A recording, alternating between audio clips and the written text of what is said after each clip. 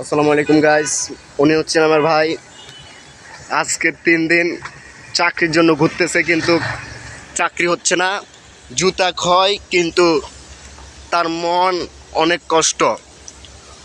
কষ্ট করে গ্রাম থেকে এসেছে, পরিবার ছেড়ে, বুকের ভিতরে অনেক পাহাড় বেঁধে, কিন্তু চাকরির জন্য এসে এই চট্টগ্রাম ইপিজেডে চাকরি হচ্ছে না তার মতো হাজার হাজার বেকার এরকম করে ঘুরতেছে।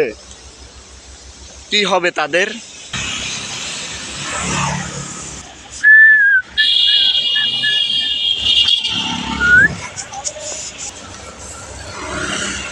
আমাদের মতো হাজারো বেকার এই চট্টগ্রাম ইপিজেডে এইভাবে ঘুরতেছে।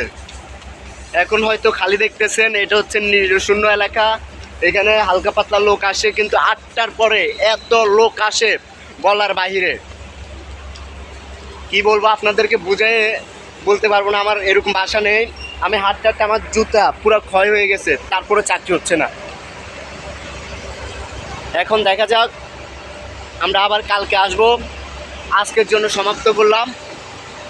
অনেক কি বলবো, আমার বলার বাসায় না। আপনাদেরকে প্রায় 15টা ফ্যাক্টরিতে ঘুরছি, কিন্তু চাকরি হয় নাই। আপনারা একটু সাপোর্ট করবেন।